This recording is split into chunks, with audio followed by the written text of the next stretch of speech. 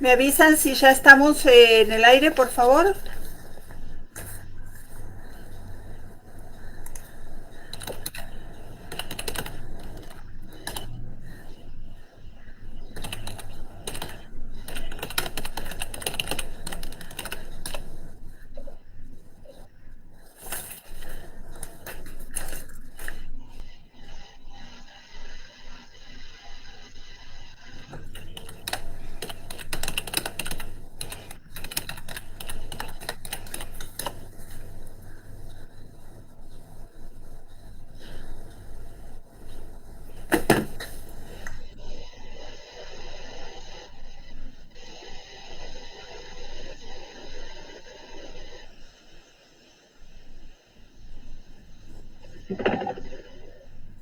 Bien, ¿alguien me puede avisar, por favor, si ya estamos? Ya estamos. Perfecto. Bueno, buenos días a todos los que nos están acompañando en este espacio del Zoom y también a quienes nos están siguiendo por Facebook. Agradecemos mucho que estén compartiendo este espacio del seminario virtual COVID-19, Educación Superior y Discapacidad, retos, preguntas y propuestas, que se realiza en el marco del proyecto PAPID de la Facultad de Ciencias Políticas y Sociales de la UNAM, del que les voy a platicar en un momento. El evento del día de hoy recupera el que no pudimos terminar el día 23 porque desde México, donde lo estábamos emitiendo, hubo un temblor. Así que tuvimos que desalojar los espacios, se perdieron las conexiones de internet, la señal de luz, así que bueno, tuvimos que suspenderlo y tenemos la alegría del día de hoy estar rehabilitando este espacio. Muy brevemente quisiera comentarles que el proyecto PAPID en el que se enmarca este seminario es el proyecto Discapacidad y Universidad, panorama sobre docencia, investigación y gestión de las necesidades de estudiantes con discapacidad, actores, estrategias, redes y políticas. Y justamente lo que nos interesa es identificar, ver qué acciones se están llevando a cabo en diferentes universidades. El problema que nosotros identificábamos es que hay un escaso conocimiento sobre las acciones que las universidades están haciendo y a la vez que está muy poco estudiada cuál es la relación de esas acciones con otras acciones más macro que las enmarcan como políticas públicas, políticas institucionales, y en ese sentido la investigación, que va a durar 2 años, va a poder saber cuáles son los factores tanto normativos, sociales, para que estas acciones que las universidades llevan a cabo se potencien y se fortalezcan, que no sean acciones temporales o que dependan del interés de alguna persona. Así que es un gusto para nosotros que en este encuentro estén participando parte de las universidades que nos acompañan: la Universidad del Rosario de Colombia, la Universidad Autónoma de Manizales, que estuvo la semana pasada, la Universidad Pablo de Olavide, que también va a estar hoy con la participación de Juan, y como universidad invitada, la Universidad Tecnológica de Santa Catarina. Entonces, sin ocupar más tiempo, vamos a iniciar presentando, nombrando a los ponentes que nos acompañan y que ustedes pueden ver: a Rocío Molina Bellar de la Universidad del Rosario, Lourdes Torres Acosta de la Universidad Santa Catarina y Matías Santiago Alanís de la UNAM. Para quienes no me conocen, mi nombre es Patricia Brogna, también de la UNAM. Bien, la modalidad en la que vamos a trabajar es que vamos a apagar las cámaras quienes no estemos exponiendo, así que solo van a ver ustedes ahorita a Rocío Molina y a los dos intérpretes, los demás apagaremos la cámara mientras expone Rocío. Rocío es fonoaudióloga, magíster en discapacidad, inclusión social. Es miembro del Grupo de Investigación en Ciencias de la Rehabilitación, gestora, coordinadora del Programa de Apoyo a Estudiantes con Discapacidad de la Universidad del Rosario, el programa Incluser, y también es coordinadora del Nodo Centro de la Red Colombiana para la Internacionalización de la Educación Superior, IES, para la discapacidad. Y agradecemos mucho, como a todos los ponentes, que estén de nuevo dedicándonos su tiempo para contarnos qué están haciendo. Gracias, Rocío. Muy buenos días. Para mí es un gusto volver a estar con ustedes.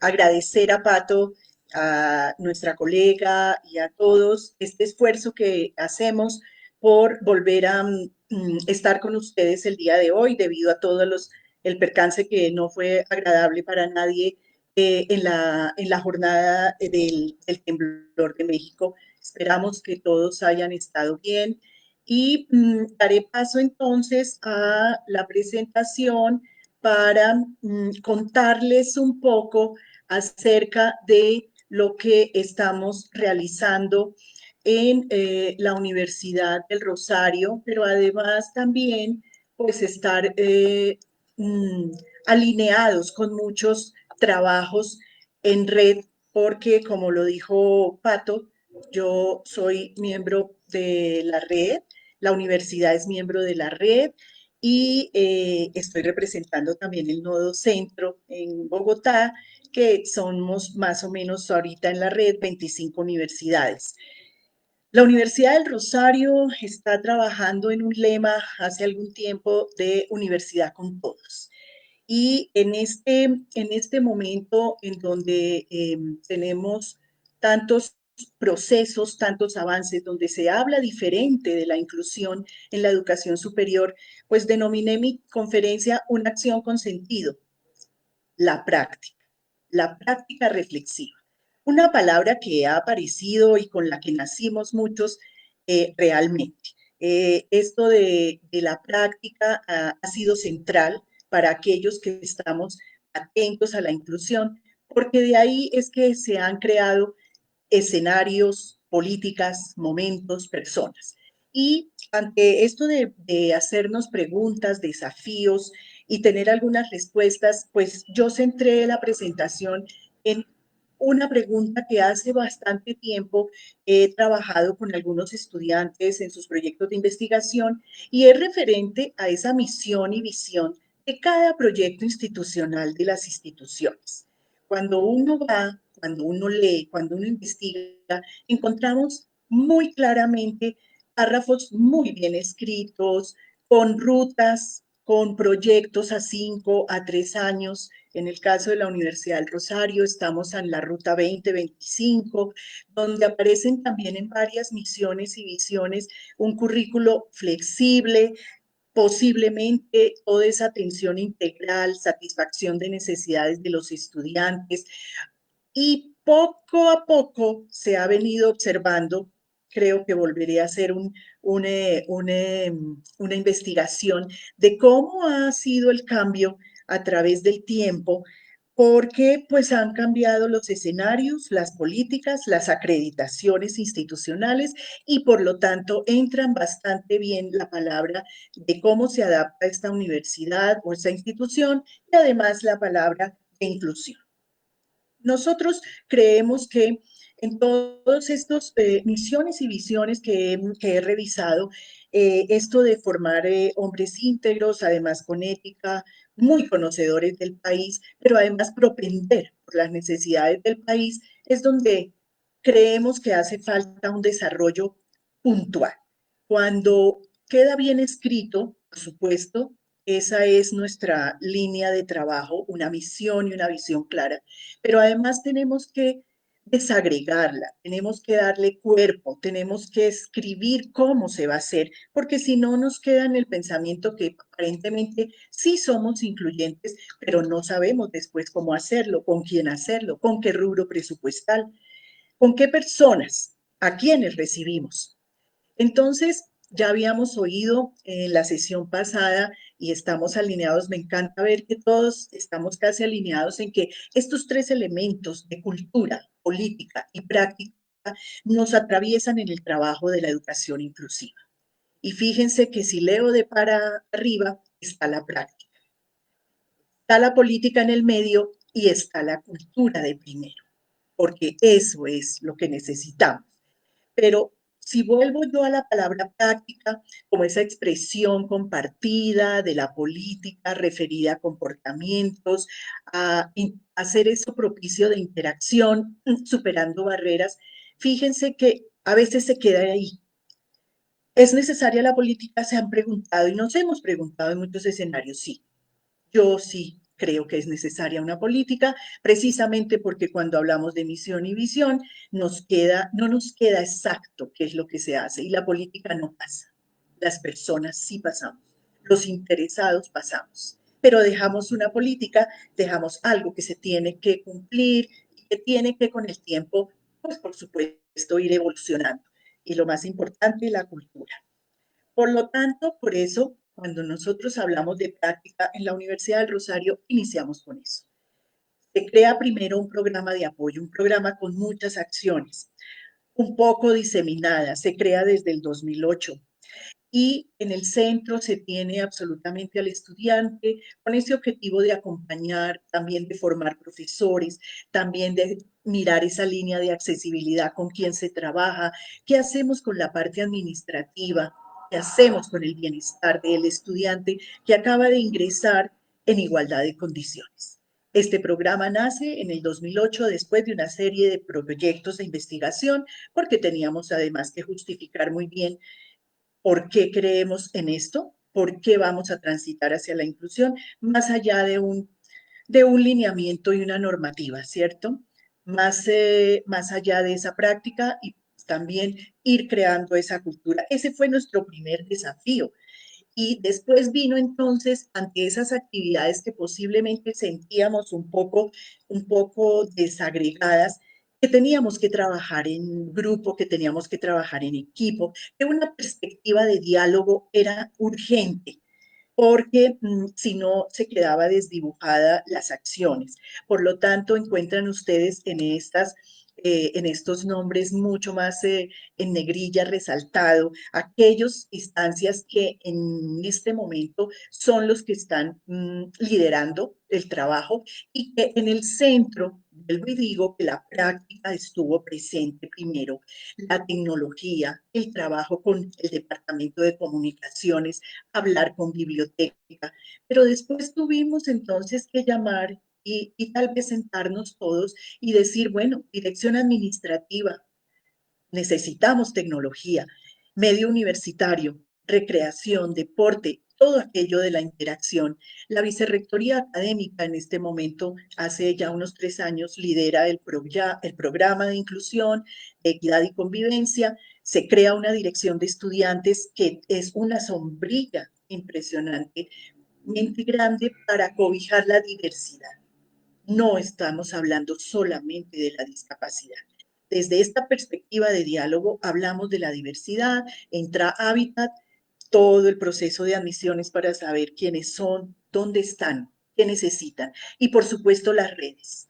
Tejiendo esto en red ha sido un proceso bien interesante, como les dije al principio, una red colombiana de instituciones para la educación superior que ya cumplió más de 10 años y que seguimos trabajando en Colombia por este proceso de inclusión.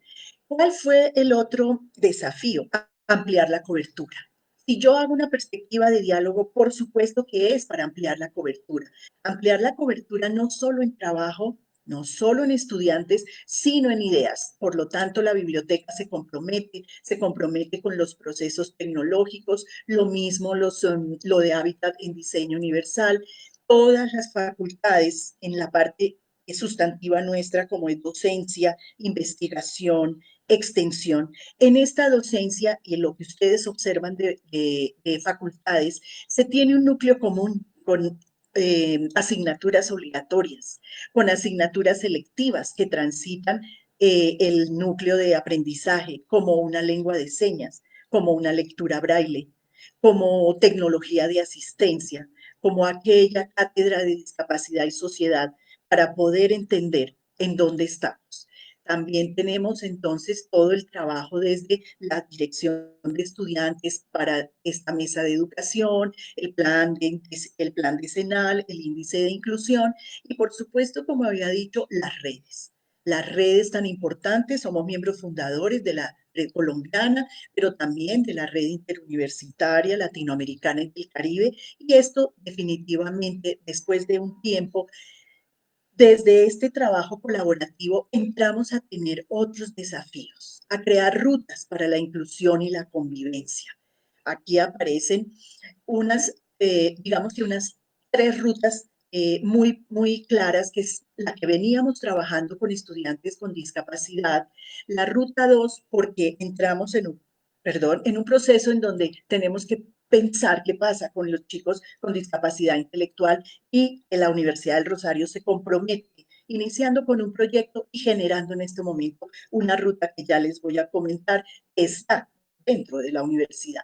Y por supuesto, una ruta muy interesante a raíz de todas esas acciones y todas esas asignaturas selectivas y de núcleo común, en donde el estudiante también se involucra, hace su opción de grado, posiblemente puede ser en Incluser o la hace en la temática de discapacidad y transita una malla que es de inclusión para darle una mención especial cuando él se gradúe. Por lo tanto, vemos aquí que hemos trabajado en un modelo de varias aristas, en donde involucramos a todos los actores de la institución.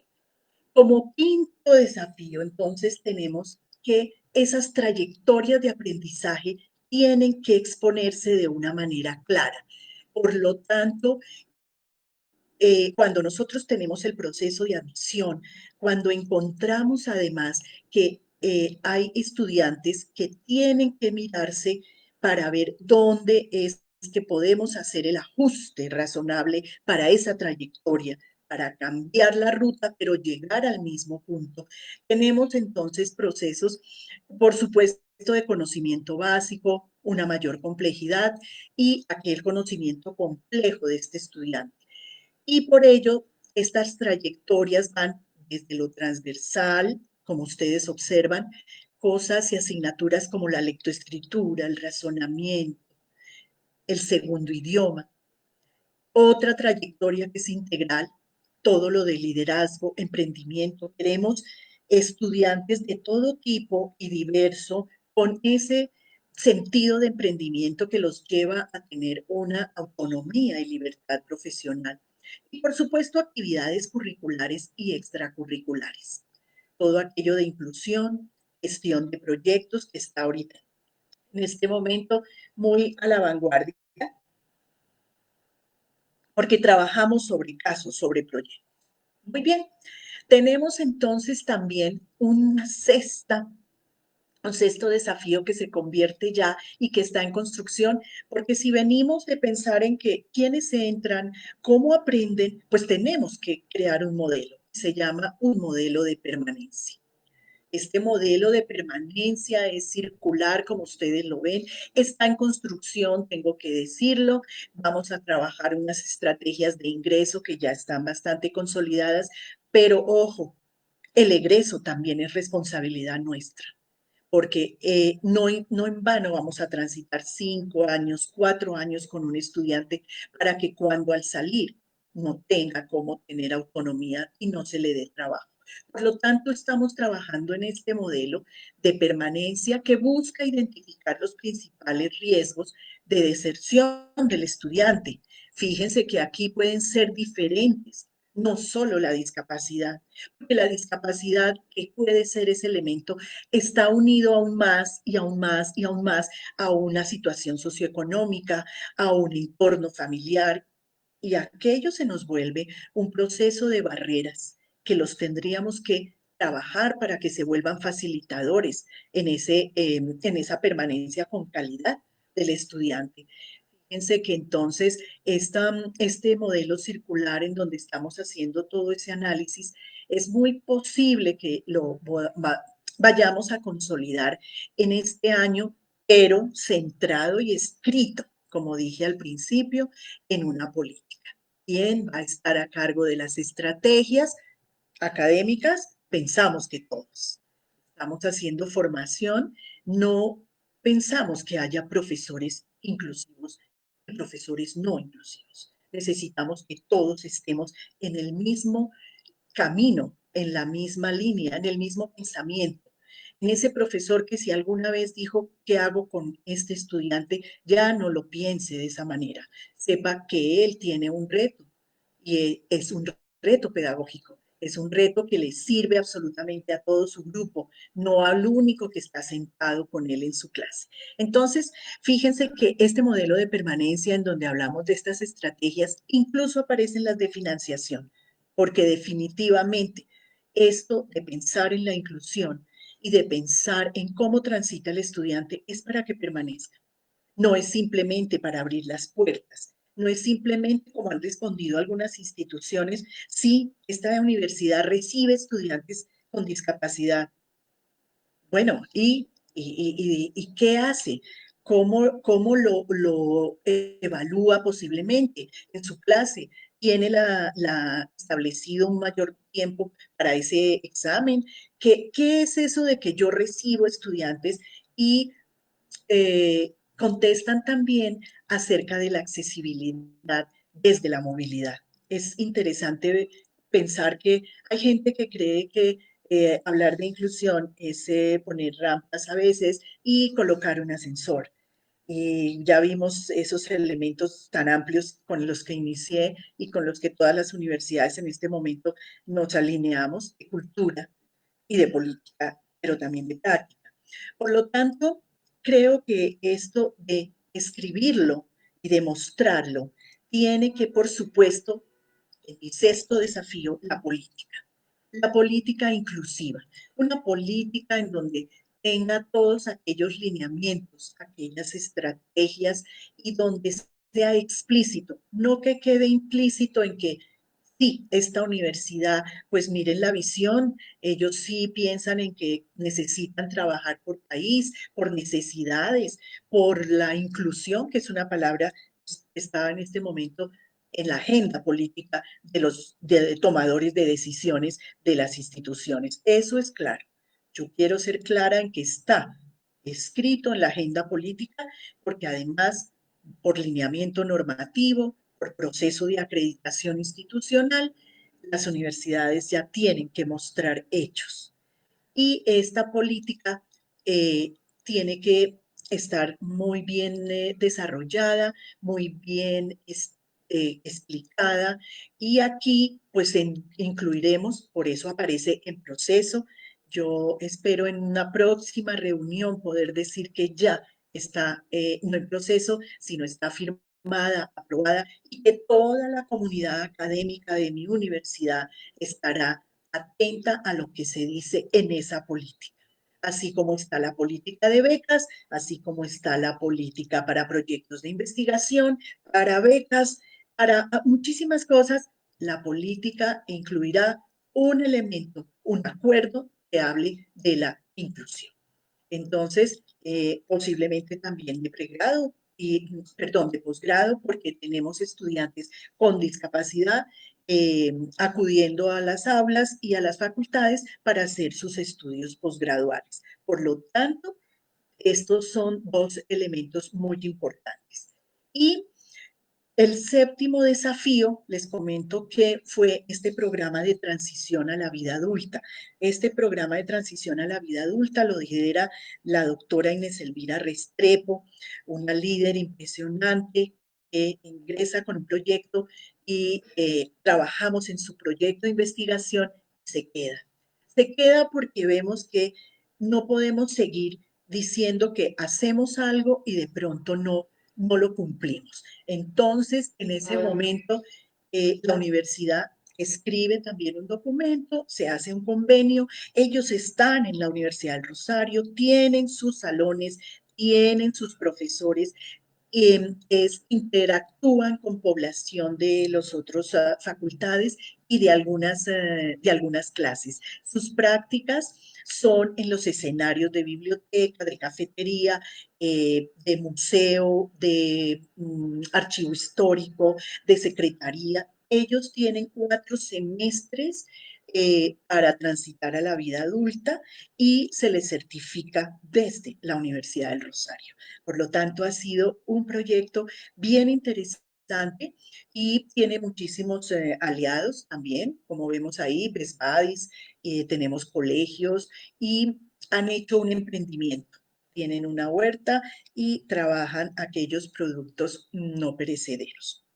Bien, entonces ya vamos cerrando para decir que quiénes somos actualmente.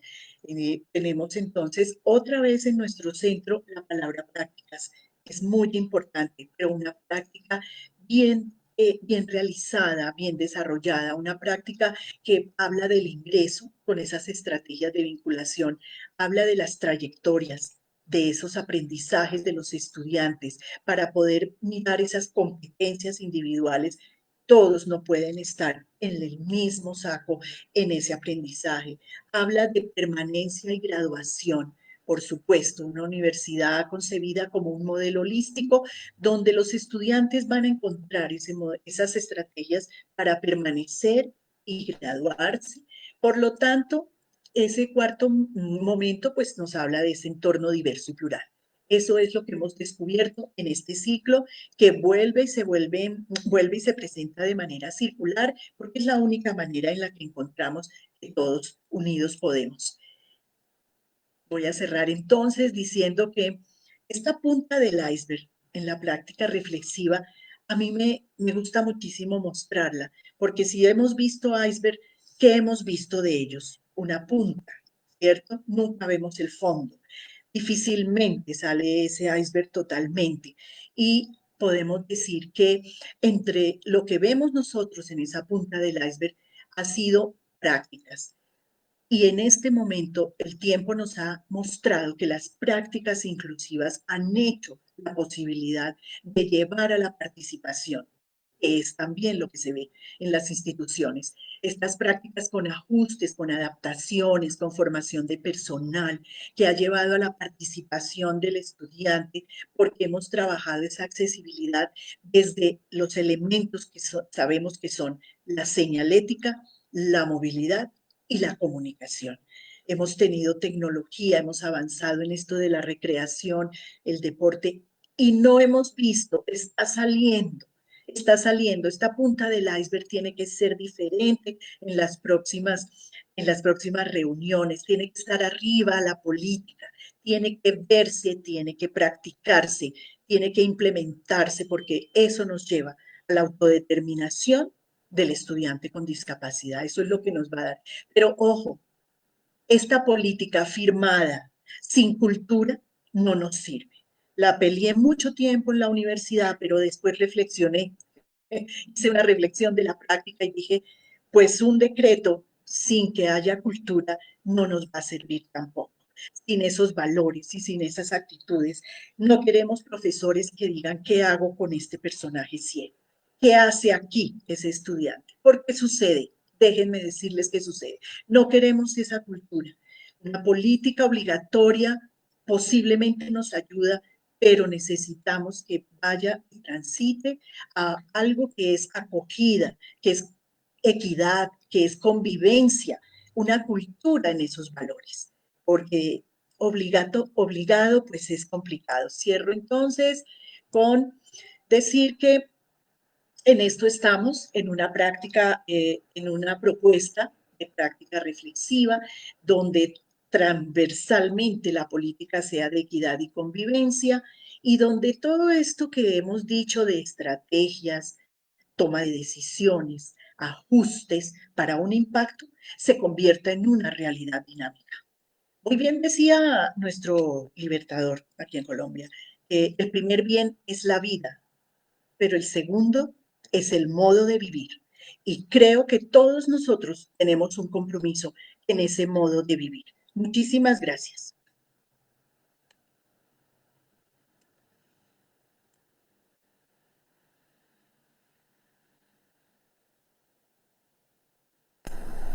Muchísimas gracias por tu participación, Rocío.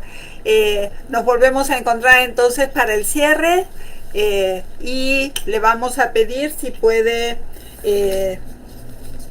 Lourdes, por favor, seguimos con tu presentación. Dejamos la de Juan, que es un video para el final.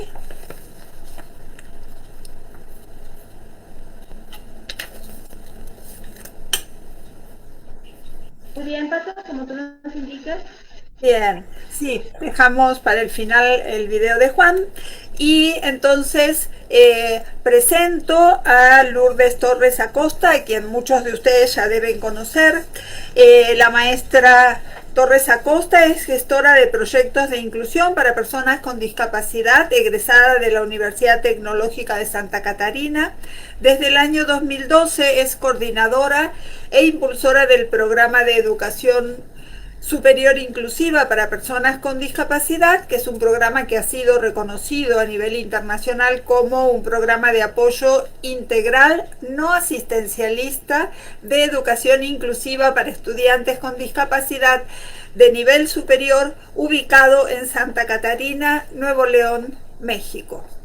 Es participante y organizadora de diferentes foros, cursos, conversatorios en materia de educación inclusiva y derechos humanos de personas con discapacidad y va a contarnos el magnífico trabajo que hacen en su institución. Muchas gracias, Pato, muy amable. Si nos apoyan por ahí, por favor, con la presentación, les vamos a agradecer muchísimo.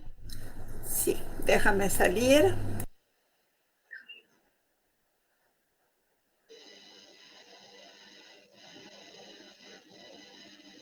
Excelente, muy bien, muchísimas gracias. Pues yo les quiero platicar una anécdota, primeramente. En el año 2017, una joven con parálisis cerebral de profesión psicopedagoga contestó una pregunta que le hizo un sorprendido taxista cuando se enteró que había abordado el taxi para ir a su trabajo y la observó en la condición de discapacidad que ella se encontraba. Y le dijo, ah, vaya, ¿tú trabajas? ¿En qué trabajas? Y ella le contestó algo muy interesante que hoy vale la pena reflexionar. Me gustaría que me apoyaran con la siguiente diapositiva, por favor. Ella le dijo, trabajo pensando en formas para que otros puedan hacer. Constancia Orbaiz es esta joven quien luego explicó en una conferencia que al principio, cuando ella se enteró que tenía discapacidad, nadie sabía qué iba a poder hacer o qué no iba a poder hacer. Pero lo que sí era seguro que de poder hacer algo iba a ser distinto a lo que hacían los demás. Dijo también que muchos docentes no sabían qué hacer con ella, no estaban preparados y dijo, nadie está preparado. La discapacidad no te manda un WhatsApp y te dice, prepárate, llego en 5. ¿Por qué quise citar hoy la anécdota de esta joven? Porque justo nos ha pasado esto con el COVID-19. Nadie estaba preparado, nadie nos avisó con tiempo que así, de un día para otro, dejaríamos de ir a nuestras actividades cotidianas para estar confinados en nuestro hogar y que todos los quehaceres laborales o educativos los tendríamos que hacer desde aquí, desde casa. En marzo de este año, de pronto la universidad cerró sus puertas y en abril, a través de un nuevo Acuerdo Educativo 2020 de ANUE, si me apoyan por favor ahí con la presentación en la siguiente diapositiva. No sé si ya aparezca.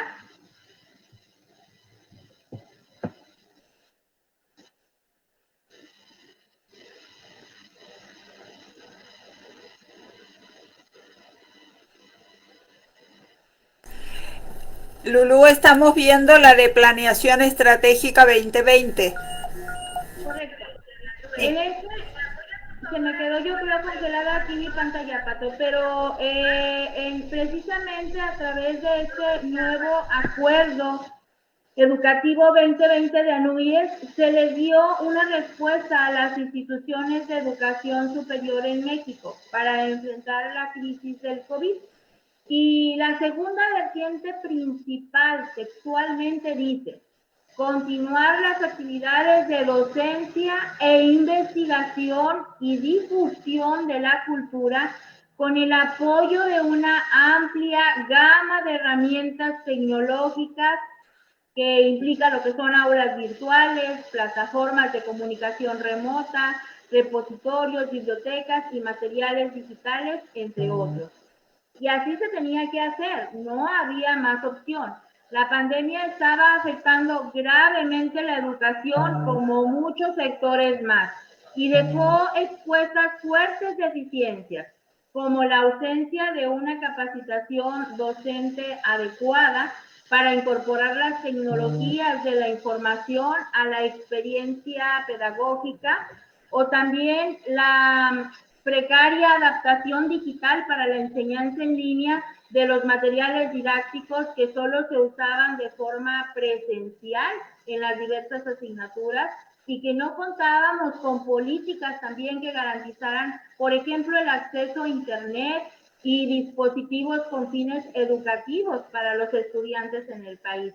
Por ejemplo, la encuesta sobre disponibilidad y uso de tecnologías de información que realizó el INEGI en el 2019 reveló que cerca del 40% de la población escolar en educación superior carece del servicio de Internet y dispositivos funcionales en casa con fines educativos. En resumen, si me pueden apoyar con la siguiente diapositiva, estamos identificando cuatro retos que son las escasas competencias de los estudiantes o docentes en materia digital o virtual, los recursos limitados o ausentes como el Internet y lo que son todos los medios de conectividad, la falta o poca conectividad por la escasez de dispositivos dentro del hogar, cuando se tienen por ahí a veces varios miembros de la familia que se tienen que conectar y solo tienen una computadora o un teléfono inteligente, y todos los desafíos que presenta cambiar el sistema pedagógico de presencial a virtual. Ahí están identificados esos retos. Pero ahora pensemos en nuestros estudiantes con discapacidad. Las pocas instituciones de educación superior que apenas estábamos logrando ya un avance significativo en la educación inclusiva, pues por supuesto era a través de diversas acciones, pero implementadas todas en formato presencial. Quienes han tenido la oportunidad ya de escucharme hablar en otras ocasiones de la Universidad Tecnológica Santa Catarina, saben que pues ya tenemos 15 años trabajando en un programa de educación superior inclusiva que tiene cobijados a más de 200 estudiantes en este momento con alguna discapacidad física, sensorial o psicosocial en el nivel superior. Y está funcionando porque se ha logrado un gran avance, por ejemplo, en la infraestructura accesible. Allí en la siguiente diapositiva pueden observar algunos de estos apoyos con los que cuenta la Universidad Tecnológica, como son las instalaciones de nuestra institución, y que precisamente se puede observar ahí pues la infraestructura accesible, el personal capacitado, ahí esa diapositiva, Pato, gracias. El personal capacitado como los intérpretes de lengua de señas mexicana, el equipamiento adecuado para lograr que estos jóvenes tuvieran acceso a la educación superior. Pero ahora, ante el impacto de esta crisis, pues la infraestructura accesible, junto con todo el equipamiento para hacer los contenidos accesibles, se quedaba allá encerrado bajo candado en las instalaciones. Y el personal capacitado pues estaba, ¿dónde? En su casa. Se desató el boom de las aulas virtuales y el pobre docente no sabía ni dónde anclar al intérprete de lengua de señas en su videoconferencia, por ejemplo, para dar las clases. El alumno con discapacidad no comprendía el funcionamiento de las aplicaciones de videoconferencias o reuniones virtuales. El modelo de 70% práctica y 30% teoría aplicable al sistema de universidades tecnológicas del país ya no era muy posible. Toda la maquinaria, los robots, el software especializado se habían quedado allá, encerrados en los laboratorios de la universidad. Por eso, como bien dijo la psicopedagoga que cité al principio en su anécdota, era el tiempo de ponerse a pensar en formas para que otros pudieran hacer. Era tiempo de evolucionar, de cambiar, de ser más flexibles.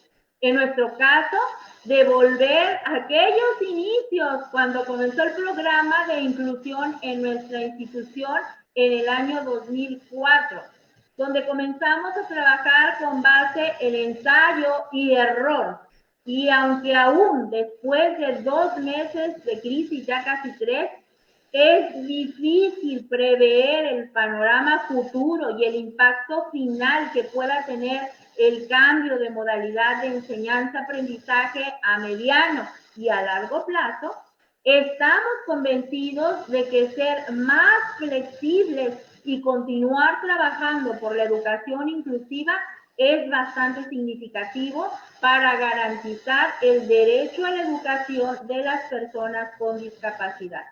Por eso hoy quiero compartirles algunas de las estrategias que hemos implementado ante esta crisis en la Universidad Tecnológica Santa Catarina, que aunque estamos conscientes que tal vez no resulten aplicables al 100% de todas las instituciones de educación superior que tienen una matrícula muy por encima de la que tenemos nosotros actualmente, tal vez con ajustes razonables les pueda servir de idea para lograr una educación más inclusiva. Y recordar sobre todo que con voluntad y una buena actitud de un buen equipo de trabajo, muchas cosas son posibles. En nuestro caso, por ejemplo, trabajamos por periodos cuatrimestrales. Así que la pandemia nos tocó ya a finales del primer cuatrimestre del año. Esto nos permitió un respiro porque ya estábamos, como quien dice, en la recta final del periodo. Ya se tenía gran parte del periodo trabajando de manera presencial y así solo se pensó en cómo evaluar a nuestros alumnos.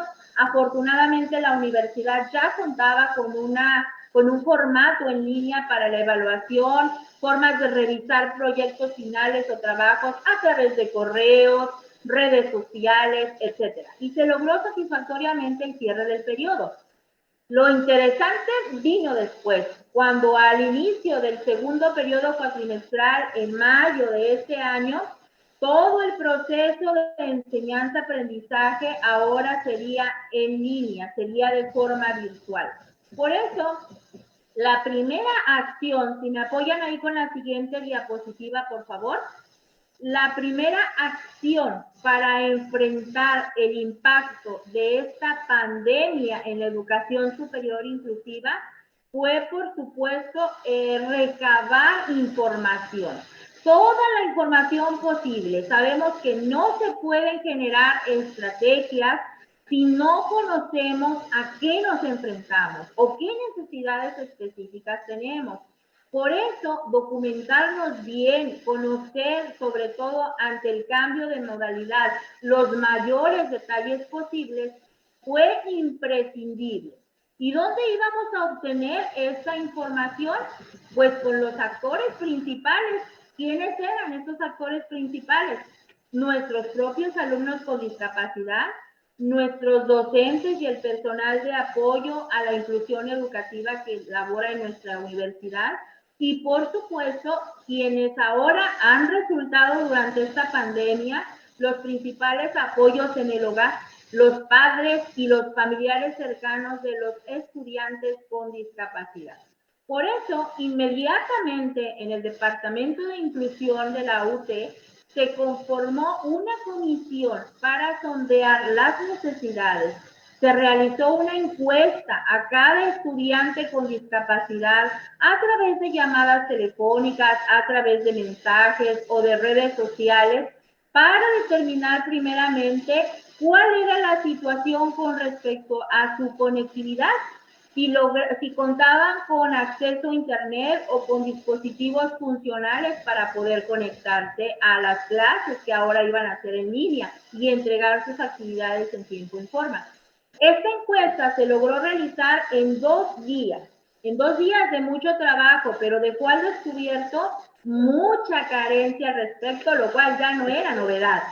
O situaciones, como comentaba, en que varios miembros de la familia contaban con educación en diversos niveles y entonces se conectaban con el mismo dispositivo y coincidían en el horario de clases. Había otros casos, por ejemplo, que ni siquiera contaban con un celular inteligente que tuviera, por ejemplo, que fuera funcional, que tuviera una buena memoria, un buen video para poderse conectar. Pero bueno, lo importante es que ya se tenía la información. Ahí, por ejemplo, en la diapositiva podemos ver los parámetros que estuvimos analizando con esta encuesta, los resultados y, por supuesto, también cómo estuvimos recabando información a través de WhatsApp, de diferentes redes con los docentes. Los docentes nos apoyaron muchísimo para saber cuáles eran las necesidades que se estaban presentando en ese momento con nuestros estudiantes con discapacidad. Nuestro personal de apoyo, como los intérpretes de lengua de señas, el equipo de psicopedagogía, entre otros, pues nos retroalimentó de todo lo que se estaba enfrentando dentro de las aulas, cuáles eran los principales retos que ellos estaban sorteando. Ya en la primera y segunda semana de clases logramos tener un panorama general de los aspectos más recurrentes que estaban impidiendo la educación inclusiva en las aulas virtuales. Y por último, nos importaba mucho también la opinión de la familia cercana. A veces, bueno, no es un secreto que en la educación de las personas con discapacidad, pues los papás a veces no saben cómo hacer, tienen dudas y a veces utilizan la institución educativa como un desfogo. Van y dejan a los estudiantes ahí y pues no saben qué pasa dentro de las aulas presenciales. Pero ahora que estaban enfrentándose a las aulas virtuales, ni siquiera conocían cómo era el proceso de enseñanza-aprendizaje inclusivo y con muchos padres tuvieron que aprender. Bueno, ya con la información ahora nos faltaba saber cómo hacer. Entonces, por eso, la segunda estrategia, si me apoyan con la siguiente diapositiva, por favor, fue la capacitación. No es tampoco un secreto que a tanto estudiantes como docentes, pues nos falta por ahí la habilidades en estas áreas digitales. Entonces, la capacitación aquí en la UT Santa Catarina tuvo que ser express, por decirlo así. Algunos ni siquiera habían usado esas herramientas y aún con los docentes que eran expertos en tecnologías, como las carreras de tecnologías de la información y demás, y que se les facilitaba comprender más estas plataformas, aún se estaban enfrentando a un reto porque la forma de trabajar era diferente. Entonces, a través de estos cursos, pues se tuvieron que abrir, por ejemplo, también cuentas de correos institucionales, así de forma veloz, para que se les pudieran hacer llegar a los alumnos y entonces se pudieran vincular a las plataformas de trabajo y todos estar sincronizados. Tomar en cuenta la aplicación que se iba a utilizar para transmitir los conocimientos y la plataforma de aulas que iba a ser para entregar las evidencias de aprendizaje. Es normal entonces que por la costumbre del paradigma de la enseñanza 100% presencial, pues estaban un poco desubicados, pero sentimos que los estudiantes recibieron de forma muy positiva el cambio. Primero, pues se entusiasmaron un poco con el gusto de ya no tener que trasladarse hasta el campus, solo tenían que encender su dispositivo electrónico y listo. Algunos docentes sí estaban algo temerosos, sobre todo quienes no estaban acostumbrados a esta modalidad, pero afortunadamente tanto docentes como estudiantes hemos avanzado no solo en cuanto al aprendizaje y manejo de las herramientas virtuales, sino también lograr una buena comunicación, paciencia con las plataformas, aprender a valorar lo que se tiene hasta ahora y descubrir un montón de cosas que se pueden hacer ahora en esta modalidad. En lo personal he visto beneficios de hacerlo de esta manera. Por ejemplo, hay una mejoría en la calidad de la enseñanza. Al preparar el material para presentarlo en una videoconferencia, hace que sea de una manera más sistemática, tomando en cuenta los elementos accesibles. Y eso minimiza las clases a vapor que a veces sucedían en algún lugar del mundo por ahí con algún docente. La educación la siento un poco más significativa y puntual porque tiene que ser más aterrizada y estructurada en el aula y se puede diversificar de ciertas formas. Fue, por ejemplo, un área de oportunidad para muchos docentes porque hay que esforzarse por mantener al alumno interesado, por captar la atención de ellos. Y bueno, estamos creciendo, trabajando en las diferentes asignaturas para que se logre un aprendizaje significativo utilizando todas las herramientas disponibles para la educación virtual, como son las redes sociales, los sitios web, las apps educativas, los videoconferencias y webinars como este y muchos más entornos de aprendizaje. La siguiente diapositiva, por favor. Ahí tenemos los apoyos específicos. En cuanto a los materiales accesibles, se tuvo que poner manos a la obra. Se comenzó a trabajar en tutoriales accesibles, como videos también de lengua de señas, videos paso a paso para los alumnos que les indicaran cómo subir tareas, cómo conectarse, documentos específicos para docentes que se compartieron a través de la dirección académica de nuestra institución para hacer presentaciones y material académico accesible para exposición virtual. Todos los aspectos que se tenían que tomar en cuenta para las actividades que se suben a la plataforma. A veces es muy fácil tomar una foto con las instrucciones del trabajo y subirla a la plataforma, pero no resultaba accesible. Entonces, había que hacer los ajustes necesarios y para eso se les proveyó de estos manuales.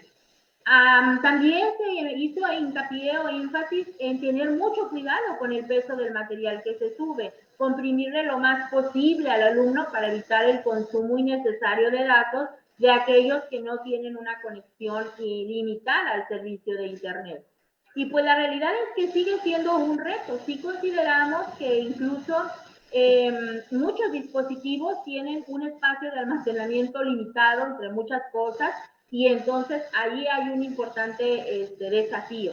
O, por ejemplo, en el anclado para el correcto uso del intérprete de lengua de señas. ¿Dónde lo pongo para que esté visible? Tiene que tener su cámara encendida y todos los alumnos de discapacidad auditiva también. Los alumnos dentro de la plataforma que a veces se encontraban desubicados, pues con estos tutoriales que estaban disponibles ahí para consulta rápida, se podían ir paso a paso para entregar sus actividades o conectarse a las plataformas. Hubo casos en que había que instalarle ciertos software específicos y hasta la disposición de docentes, lo tengo que recalcar, de docentes que hasta acudieron a un punto de encuentro o hasta los hogares de los alumnos para recoger sus equipos de cómputo y llevarlos a la institución para que se les instalara este software y no exponerlos a ellos durante esta contingencia sanitaria. El equipo de ciclotecnología nos apoyó también muchísimo para estar al pendiente.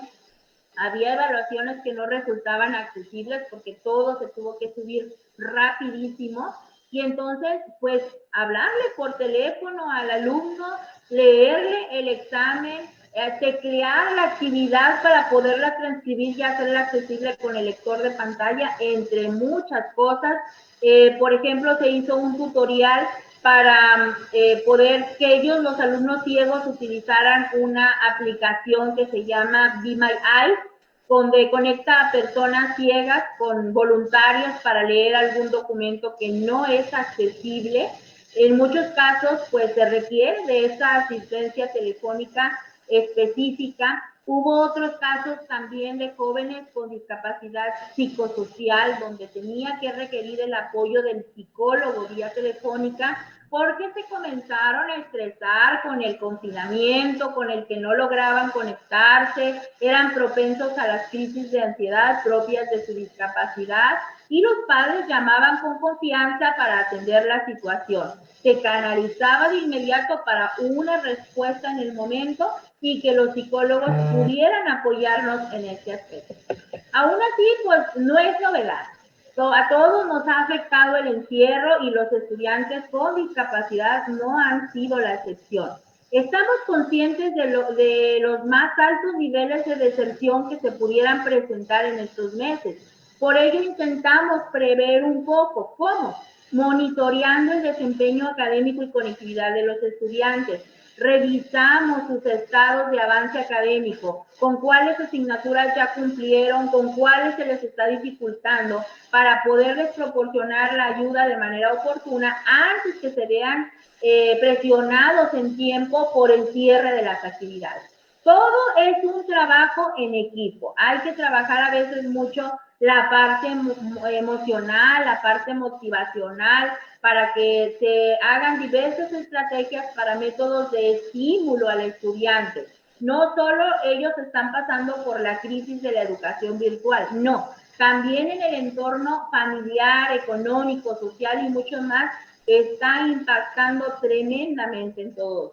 Por eso quiero cerrar esta intervención solo recordándoles que es cierto, esta crisis ante el COVID-19 nos ha mostrado lo vulnerables que somos en muchos aspectos, pero que siempre será muy importante la planeación y la flexibilidad en la educación inclusiva. A quienes sean docentes les ayudará más a valorar el esfuerzo de los estudiantes con discapacidad, a ser más conscientes de sus necesidades tanto académicas como emocionales. Hay que involucrarnos más en el conocimiento también de las tecnologías de accesibilidad para lograr clases y presentaciones más accesibles, pero a todo el público estudiantil, no solo a las personas con discapacidad. Incluso a lo mejor hacer recomendaciones o retroalimentación a las casas de software, como bien decía Pato hace unos minutos, sobre las áreas de oportunidad en sus programas de videoconferencia o de hablas virtuales. Se desconocía cómo hacer muchas cosas y en general la situación pues se puso complicada. Pero si recordamos bien la etimología de la palabra discapacidad, muchos estábamos en situación o estamos en situación de discapacidad con respecto a esta pandemia que vivimos. Pero tenemos la oportunidad de lograr más cosas, de seguir eliminando barreras que se presentarán no solo en esta crisis, sino en toda la lucha que tenemos por defender el derecho a la educación de las personas con discapacidad. Por eso, saquemos lo positivo. Esto quizás nos haga más disponibles, con una mejor actitud para recordar que cualquier acción, por pequeña que sea en la educación inclusiva, tiene un gran impacto para un solo estudiante con discapacidad. Muchísimas gracias. Bien, muchísimas gracias, Luli. Excelente el análisis que has hecho. He apuntado muchas cosas porque has dado como muchos tips de cuestiones que hay que empezar a incorporar, ¿no? En esta idea, como se menciona en la UNAM, de una educación híbrida. Bien, muchísimas gracias. Entonces, invitamos ahorita a Matías Santiago Alanís a que se sume con nosotros, por favor.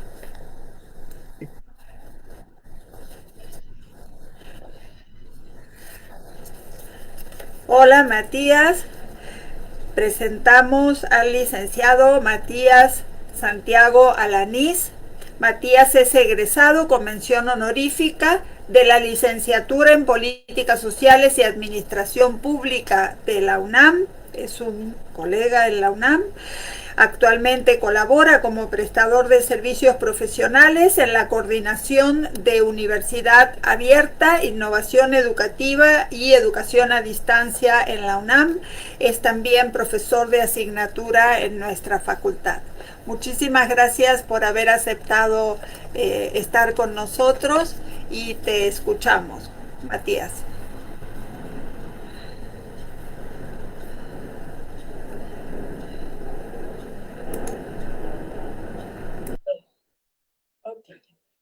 Group click. Group click. Antes de comenzar, quiero agradecer a las organizadoras del presente seminario por otorgarme este espacio. Grupo 1, clic. Doble clic. Grupo Como 1, pueden grupo 2, apreciar, grupo utilizo la 3, voz de la minimizar, computadora, opciones del pack debido a inicio. que mi lenguaje oral es difícil de entender. Grupo 1, clic. Doble clic. En esta Grupo ocasión 1, les grupo hablaré 2, acerca grupo del 3, programa de minimizar, tutoría opciones del pack especializada en inicio. tecnologías de asistencia, a cargo de la Coordinación de Universidad Abierta, Innovación Educativa y Educación a Distancia de la UNAM. Grupo 1, clic. Doble clic. Para ello, primero les contaré cuál es el propósito esencial de este programa, posteriormente platicaré sobre sus antecedentes, luego les compartiré de una manera sintética cuáles son los procedimientos que se han instrumentado para apoyar al estudiantado con discapacidad de la modalidad a distancia. Por último, expondré Grupo 1, algunas metas grupo que 2, se grupo pretenden 3, lograr en el minimizar, futuro opciones del cercano. pack inicio. Group clic. Group clic. El objetivo esencial del programa es brindar apoyo a estudiantes con discapacidad que estén iniciando sus licenciaturas en la modalidad a distancia. Grupo clic. Doble clic. Dicho apoyo se enfoca en acompañar de manera remota a las y los alumnos para que puedan activar y configurar las diversas herramientas de accesibilidad ya instaladas en los sistemas operativos de los dispositivos que utilizan para realizar sus actividades de aprendizaje. Grupo 1, clic. Doble clic. Los antecedentes del programa se remontan al año 2017, donde se comenzó un trabajo de recopilación y análisis sobre la temática de la discapacidad y la educación superior en México, con el propósito de realizar insumos útiles para apoyar la inclusión de estudiantes con discapacidad en el sistema de Universidad Abierta y Educación a Distancia, SUAYED, de la UNAM. Grupo 1, clic. Doble clic. Cabe aclarar que el SUAYED ofrece un bachillerato a distancia y 22 licenciaturas en línea de distintas escuelas y facultades Grupo 1, adscritas a esta grupo 2, universidad. grupo 3, minimizar, opciones del pack inicio. Teclado, puntero, doc, menús, sistema, personalizada, flechas, Ghost Reader, ratón avanzado. Grupo 1, grupo 2, grupo 3, minimizar, opciones del pack inicio. Grupo 1, clic, doble clic. Cuando se inició el proyecto que da vida a este programa, la información estadística sobre el alumnado con discapacidad inscrito en la modalidad a distancia era escasa. Grupo 1, grupo 2, grupo 3, minimizar, opciones del pack inicio.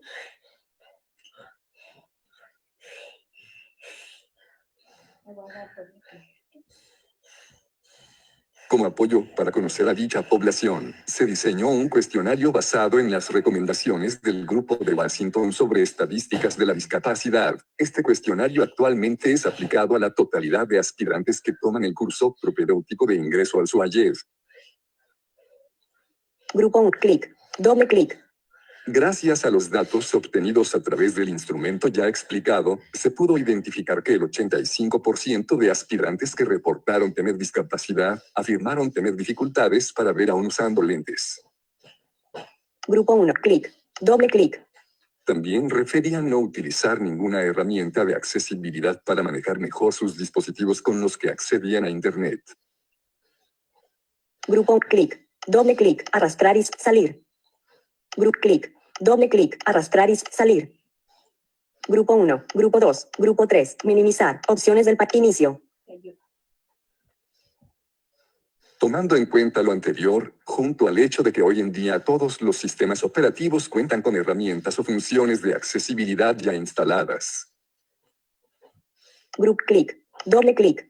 Se tomó la decisión de comenzar un programa piloto de tutoría especializada en tecnologías de asistencia, el cual solo estaba dirigido a estudiantes con discapacidad visual de primer ingreso a la licenciatura en psicología en la modalidad a distancia.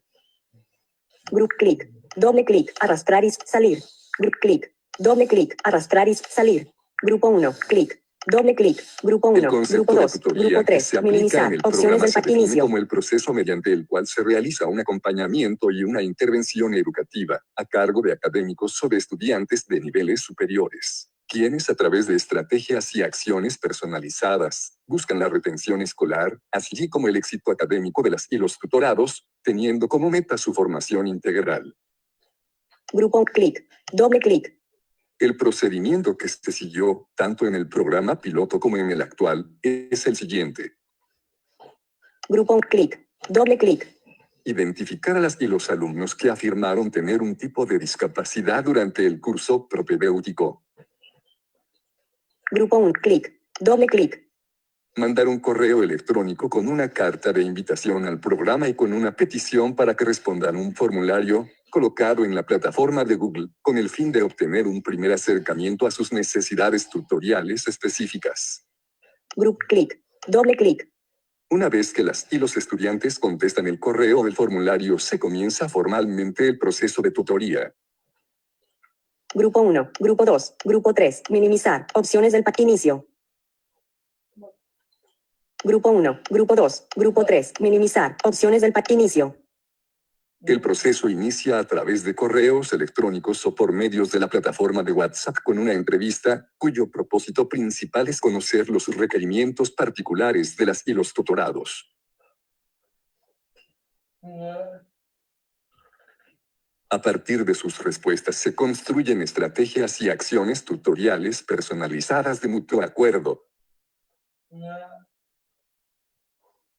Las estrategias más frecuentes son las siguientes. Proporcionar indicaciones para que las y los tutorados puedan activar las herramientas de accesibilidad ya instaladas en sus dispositivos que cubran sus necesidades derivadas de su tipo y grado de discapacidad.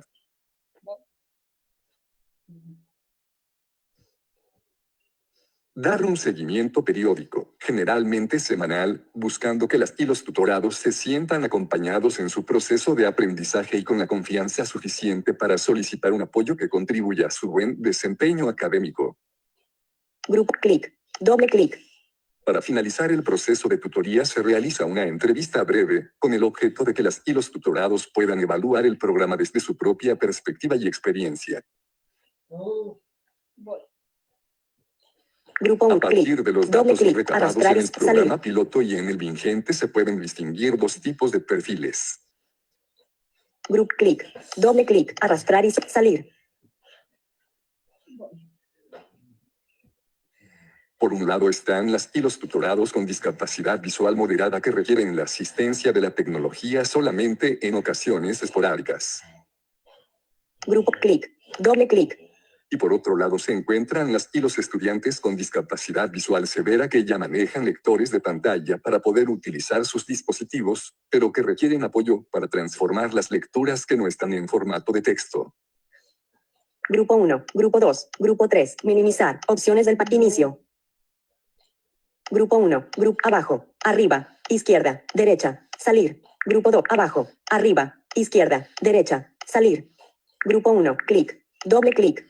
Ambos perfiles reportan que el acompañamiento periódico les ha sido útil, particularmente en el área de la motivación para continuar con sus estudios. Grupo clic. Doble clic. Arrastrar y salir. Grupo 1. Grupo 2. Grupo 3. Minimizar. Opciones del inicio.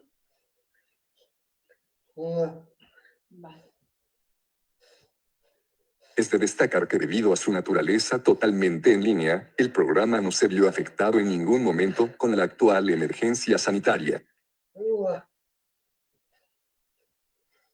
Por lo aquí expuesto, es indispensable que el programa se consolide dentro de la coordinación de Universidad Abierta, Innovación Educativa y Educación a Distancia con el fin de que las y los estudiantes con discapacidad cuenten con un espacio especializado que pueda satisfacer sus necesidades educativas específicas.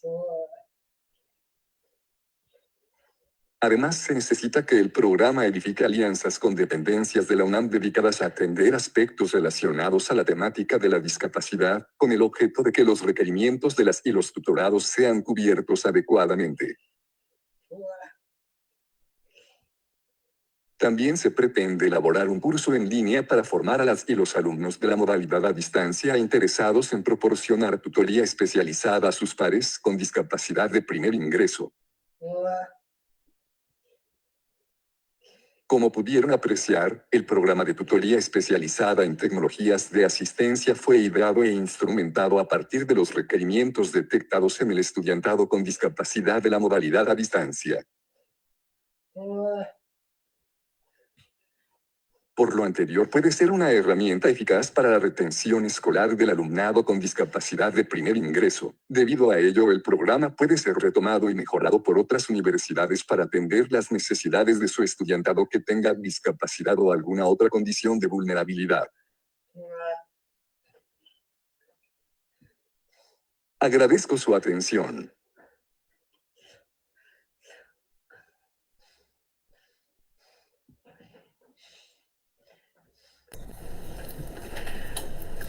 Bien, Matías, muchísimas gracias por la presentación que acabas de hacer, por la presentación también de este trabajo que estás haciendo en el área de educación a distancia. Supongo que en esta reorganización que hace la UNAM de pasar del CUAED al CUAYET y de integrar distintas áreas de educación a distancia, tu propuesta y lo que tú bien mencionas de que este programa que organizas y coordinas se institucionalice y pueda ser un programa. Me parece fantástico esta propuesta que haces de tutoría entre pares para alumnos de primer ingreso. Esperamos que la UNAM lo tome y, como tú dices, se fortalezca con el enlace con otras instancias de la UNAM y fuera también. Muchísimas gracias. Volvemos, luego pasamos ahora el video de Juan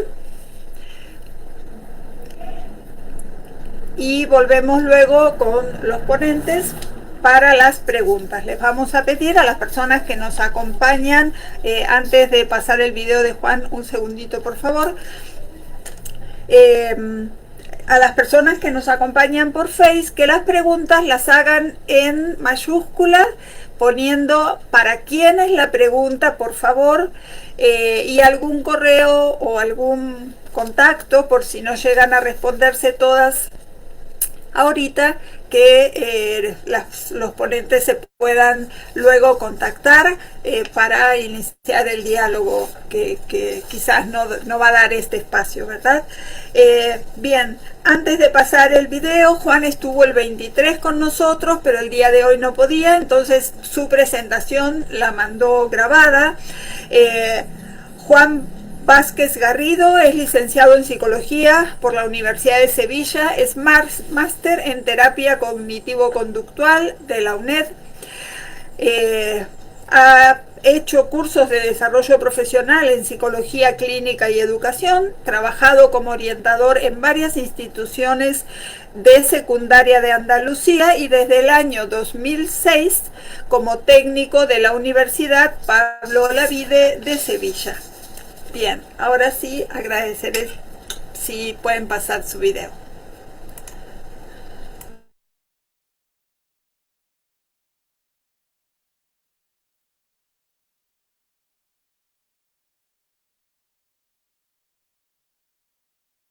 De la Universidad Pablo Olavide de Sevilla.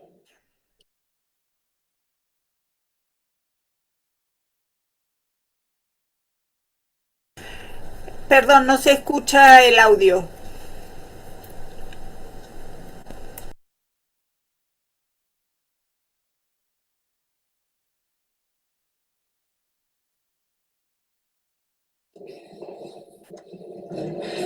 Bueno, mi nombre es Juan Vázquez Garrido, soy técnico responsable del Servicio de Atención a la Diversidad Funcional de la Universidad Pablo Olavide de Sevilla.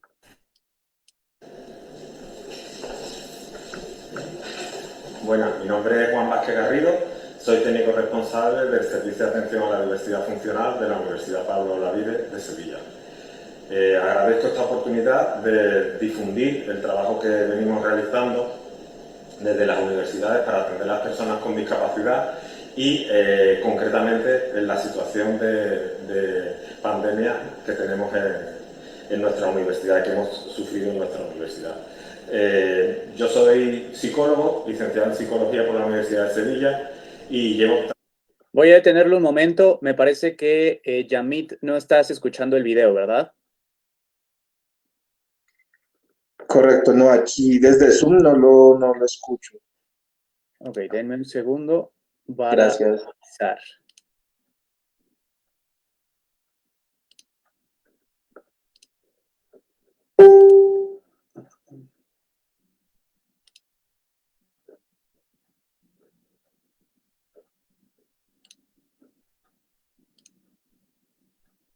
Trabajando en este servicio desde el 2006 en la Universidad Pablo Olavide.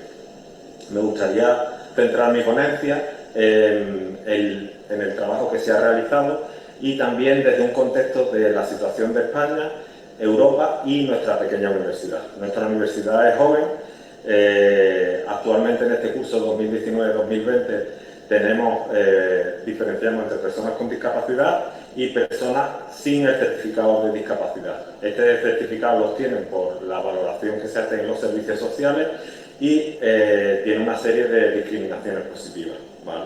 En este sentido tenemos 100 personas atendidas en el servicio dentro de grado y posgrado. Aparte de estas 100 personas, pues tenemos 34 personas que tienen algún tipo de dificultad de aprendizaje o otras deficiencias que le ocasionan un déficit y que le afecta a sus estudios, pero que no tienen este certificado de discapacidad en la actualidad. También los atendemos a estas personas.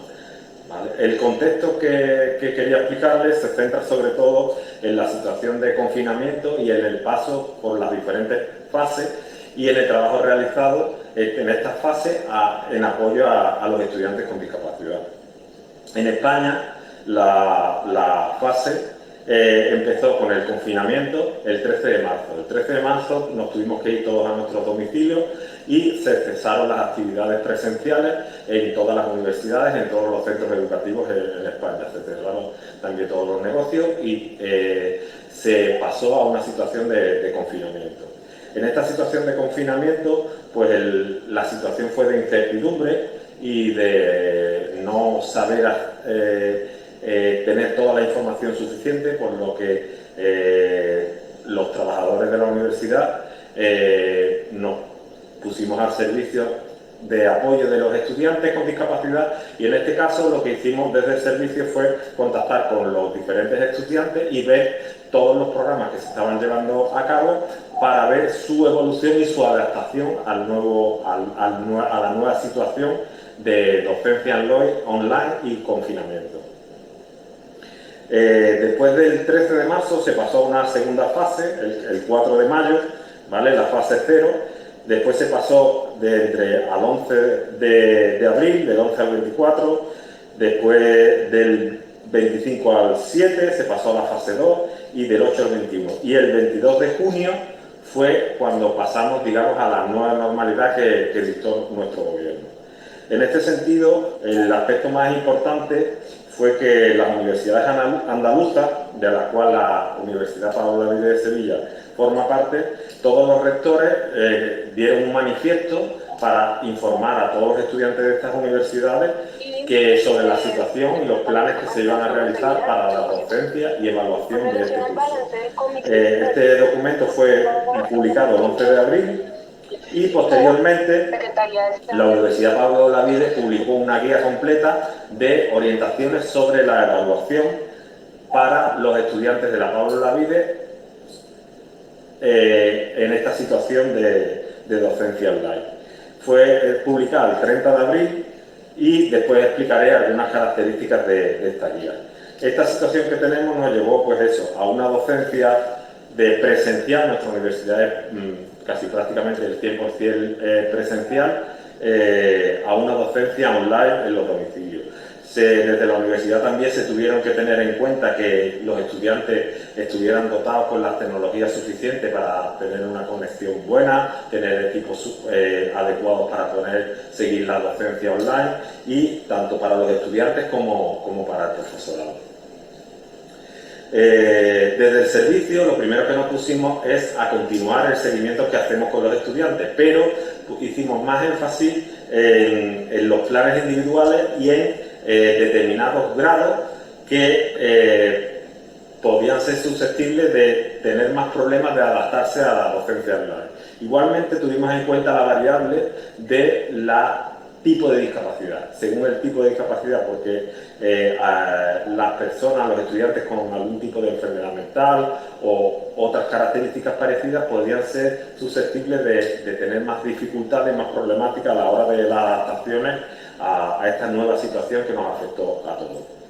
¿Vale? En ese sentido, revisamos todos los informes individuales y nos pusimos en contacto con los estudiantes y con las estudiantes mediante correo electrónico, mediante llamadas de teléfono y mediante mensajería de WhatsApp, Telegram, etc. Como ya he dicho, desde el Servicio de Atención a la Diversidad Funcional atendemos a unas 134 personas, de las cuales muchos solicitan adaptación y otras no solicitan adaptaciones específicas. ¿Vale? Nosotros desde el servicio trabajamos desde un plan general a 5 años, después con programas específicos, y gracias a las características específicas de campus único y de una pequeña universidad nos podemos tratar y logramos tener un trato más individualizado. Por eso contactamos por teléfono, mandamos mensajes y confirmamos cuál era la situación de cada uno de estos estudiantes y dónde se podían dar más dificultades, más problemas para adaptarse a la docencia online. Ya digo, pero la situación de incertidumbre y de falta de información, por lo menos hasta la fecha del 30 de abril que se publicó esta guía, hizo toda esta situación bastante estresante y compleja de abordar. Especialmente tuvimos en cuenta, pues tenemos 4 personas que son gran dependientes y necesitan de un apoyo personal en su estancia en la universidad. Al pasar a la docencia online, había estudiantes que se les reevaluó toda su situación y en función de las características y del contexto ahora en su domicilio para la docencia online, pues se confirmó que se seguía manteniendo ese servicio, esta vez a distancia, de apoyo o asistente personal para un montón de gestiones, desde gestiones administrativas, coordinación con los profesores, hasta en algunos casos pues decir que se rescinde ese servicio porque la persona en su domicilio sería autónoma. ¿Vale? Entonces nos centramos también no solamente en esta revisión individual, sino también concretamente en 2 áreas importantes que para nosotros son muy satisfactorias, como son las estancias Erasmus.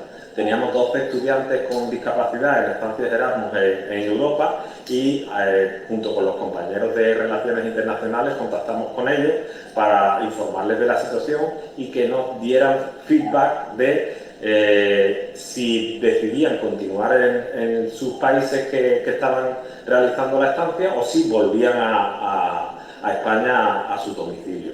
En este sentido, al final todos los estudiantes terminaron la estancia Erasmus, pero la mayoría ha vuelto a su domicilio y ha seguido una docencia online de las universidades de acogida europeas.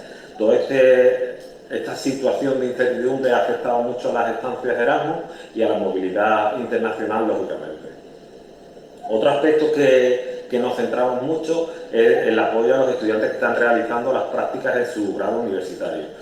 Nuestros estudiantes con discapacidad realizan las prácticas en empresas, en entidades públicas, en diferentes sitios, y al darse la situación de confinamiento el 13 de marzo, pues los estudiantes tuvieron que cesar las prácticas y transformarlas en prácticas online. Entonces contactamos con los tutores y valoramos la opción de continuar. La mayoría de los estudiantes continuaron directamente en una docencia online y algunos estudiantes decidieron esperar, a lo mejor esperaron 10 días o 12 días para decidir si pasaban a docencia online o posponían las prácticas para el curso que viene. la mayoría decidieron continuar con su docencia online. Esta coordinación entre el seguimiento de las prácticas y las relaciones internacionales es fundamental dentro de las universidades, que haya una buena coordinación, porque si no, los afectados son los propios estudiantes que no reciben la información directa o que no se centraliza la información desde los propios servicios. Ya os digo, en mi ponencia trato de darle un punto de vista eminentemente práctico y las actuaciones que nosotros hemos realizado para dar apoyo a nuestros estudiantes con discapacidad. Espero que estas actuaciones pues, puedan servir de orientación para otras universidades e intercambiar experiencias. En esta situación, los principales afectados, como ya he nombrado, se centrarían sobre todo en aspectos de aumento de la ansiedad, de depresión, de bloqueo, de no saber qué hacer, de desinformación. En muchos casos son los propios profesores los que directamente, al adaptarse a la docencia online, pues utilizaron las mismas plataformas que utilizaban en ocasiones, solo que ahora de forma exclusiva, tipo Blackboard o la plataforma del aula virtual que utilizamos en nuestras universidades. Dentro de estas adaptaciones, al contactar con los estudiantes, nos dimos cuenta que había un diverso grado de adaptación del profesorado a estas nuevas plataformas y a la docencia nueva. Había profesorado en los que no había habido ningún tipo de interrupción en la docencia. Desde la presencialidad rápidamente se pasó a la docencia online y tenían el mismo horario, con las mismas clases y con la misma docencia, solo que telemática. Y hay otros profesores que decidieron por otras opciones, o hay otros profesores que tardaron mucho más en reaccionar por no tener los recursos, no tener la formación o no están suficientemente adaptados. Una de estas cosas que tuvimos uno de estos aspectos que tuvimos que valorar, pues nos preocupaba mucho los estudiantes con algún tipo de enfermedad mental o alguna afectación que sea más susceptible o vulnerable de entrar en crisis en situación de confinamiento que estábamos viviendo. En este sentido, pues todos los centros de salud y los servicios de atención estuvieron dentro del sistema de salud de Andalucía, de España, pasaron a atención eminentemente telemática, sobre todo de seguimiento de salud mental. Y con todos estos centros, pues los estudiantes que dependen de estos centros, nosotros estamos coordinados con ellos. En esta situación incrementamos la coordinación mediante llamadas de teléfono de los responsables de los centros de salud y las personas que le hacen el seguimiento directo con los técnicos y los coordinadores de nuestros servicios. Nos dimos cuenta de que, coordinándonos con ellos, de que intercambiando información, de que los niveles de ansiedad, depresión, incluso riesgos de psicosis o algunos indicios de riesgo de suicidio, pues podían aumentar o estaban aumentando. En este caso, pues se procedió a una comunicación directa mediante teléfono móvil. Para cualquier tipo de situación, pues rápidamente llamaban al técnico y se coordinaba cualquier información administrativa o educativa que pudiera tener o afectar a la salud mental de nuestros estudiantes. También nos dimos cuenta de que había un incremento de solicitudes, de adaptaciones y solicitudes de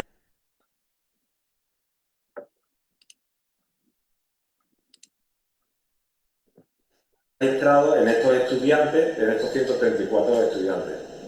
Estas solicitudes venían sobre todo derivadas porque dimos difusión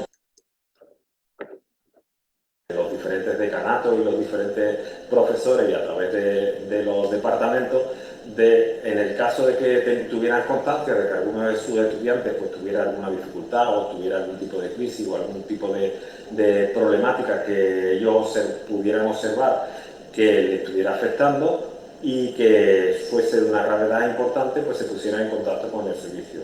Además, también los estudiantes pues le manifestaban a los profesores pues su situación y en algún caso pues se nos venían derivados o a través del profesorado o los mismos estudiantes informando de de la situación en la que se encontraban de crisis y qué es lo que podían hacer, ¿vale?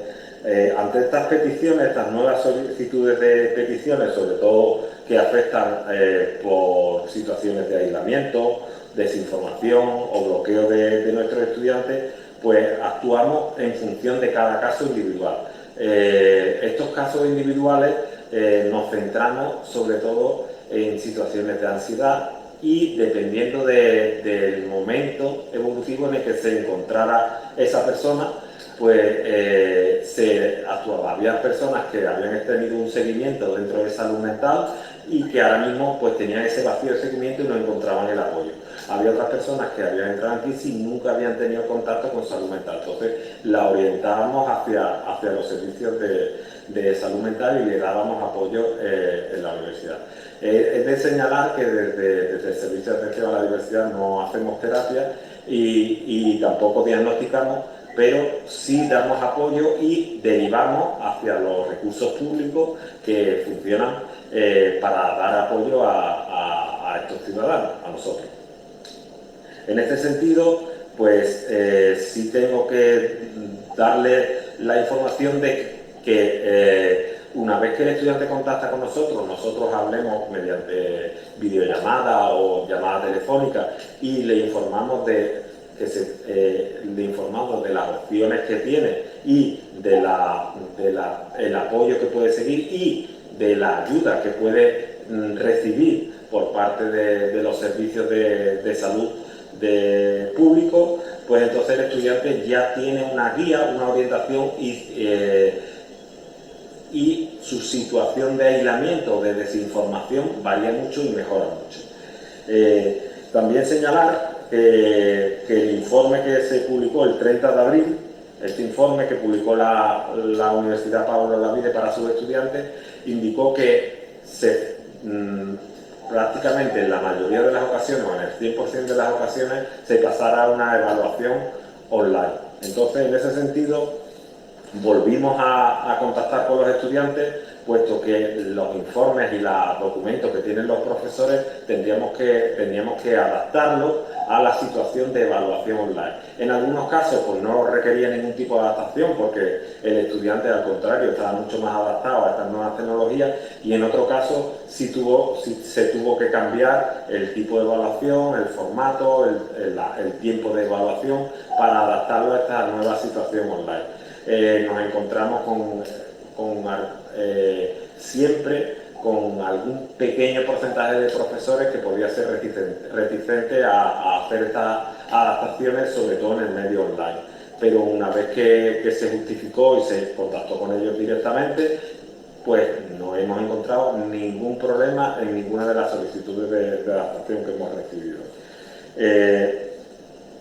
Entonces, una vez que se inicia el proceso de confinamiento, se pasa por las diferentes fases, hemos tenido que hacer un seguimiento mucho más estrecho a nuestros estudiantes con discapacidad a través de estos planes individuales e ir variando no solo las adaptaciones, sino el grado de apoyo para dar respuesta a las necesidades cambiantes que tenían nuestros estudiantes.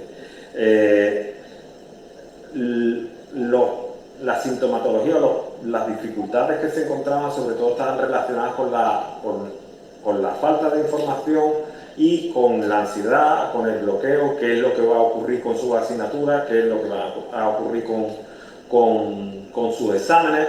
Entonces, en este sentido también la universidad en junio publicó una instrucción en la que los estudiantes, si querían, debido al COVID-19, a la situación de emergencia, podían anular de forma parcial sus matrículas, con lo que no perdían convocatoria y no tenían menos problemas.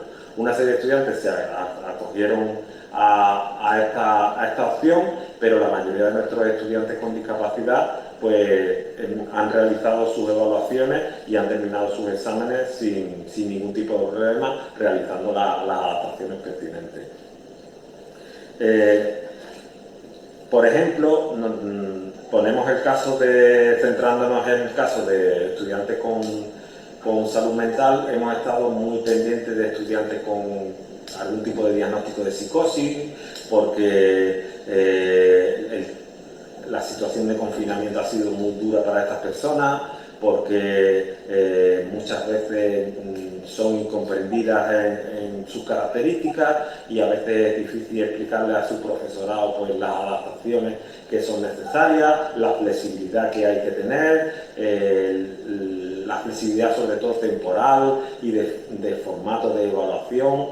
Entonces, en ese sentido, sí hemos estado muy pendientes de estudiantes. Después, otro grupo de estudiantes que hemos tenido que estar muy pendientes son los estudiantes con algún tipo de, por ejemplo, de síndrome de Asperger, los cuales, dependiendo del grado en el que estén, pues ha significado esta transformación a la docencia de evaluación online, ningún problema, pero sí al aumentar el número de información de cada asignatura que le llega a lo largo del día, pues se han visto desbordados por sus propias dificultades personales debido al síndrome de Asperger. Entonces, en algunos casos, pues han contado con un apoyo personal, con una red de compañeros y con los técnicos del propio servicio para apoyarles. En conclusión, desde los servicios de atención a la discapacidad de las universidades, pongo el ejemplo de mi universidad, la Universidad Pablo Olavide, se ha trabajado muy duro para dar apoyo y sobre todo información para que los estudiantes puedan adaptarse a esta situación de confinamiento debido a la pandemia. También se ha dado información y formación suficiente al profesorado para que tengan esta sensibilización para con sus estudiantes, sobre todo en estas terribles circunstancias que hemos tenido que vivir todos. Por mi parte, nada más, agradecer esta oportunidad de poder explicar nuestra experiencia aquí en la Universidad Pablo Olavide, y para cualquier duda pues pueden escribirme a mi correo electrónico jvar@abmon.upo.es. Muchísimas gracias.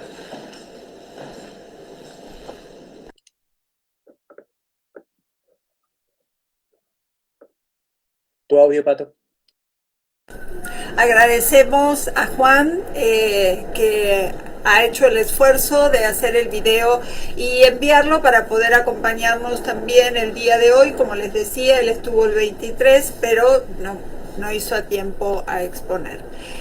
Bien, yo invitaría entonces, por favor, a Rocío, a Matías y a Luli, si pueden abrir sus cámaras y contarnos cuáles son las preguntas que eligieron para responder. Les voy a agradecer que sean muy concisas, y sé que también de otras preguntas que no vamos a hacer a tiempo, tienen ustedes los contactos para después, ¿no? Entonces, no sé, Rocío, si quieres iniciar tú, por favor. Sí, me han hecho 3 preguntas muy interesantes, pero voy a centrarme en una y de manera muy puntual.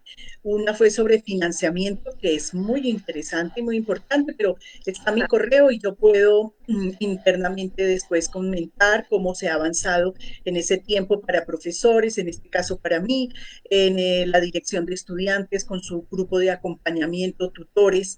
Y me preguntaron sobre cultura, que también me parece interesante, pero me voy a centrar en algo muy, muy de nuestra política que nos ha enmarcado y que nos ha llevado a evolucionar. Me preguntan por lo que yo comenté de la acreditación institucional. Entonces, quiero decirles que el proceso de acreditación en Colombia es un proceso que se hace voluntariamente. Cuando la universidad, la institución considera que todos los puntos que aparecen en el documento para uno presentarse a acreditación se cumplen, entonces la institución se presenta. ¿Quién exige esa acreditación? Se exige a sí misma la institución porque le parece que ya ha cumplido y que es muy importante estar acreditado. que no estarlo, por supuesto. En esa medida, los estudiantes siempre están mirando qué instituciones están acreditadas, quiénes están cumpliendo, también me hacen la pregunta de cuáles son esos lineamientos. Entonces, viene desde el Ministerio de Educación Nacional. Desde el 2009 aparecen unos acuerdos para que en esos lineamientos las instituciones empiecen a cumplir específicamente en el ítem de inclusión qué es lo que hacen.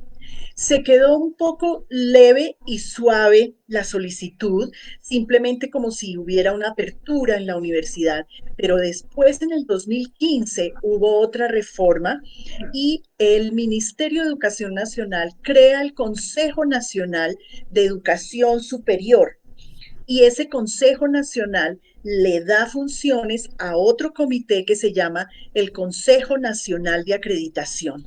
Es un grupo de expertos, hace una previa visita, lee documentos, revisa absolutamente desde docencia, investigación, extensión, profesores, visibilidad, movilidad y inclusión.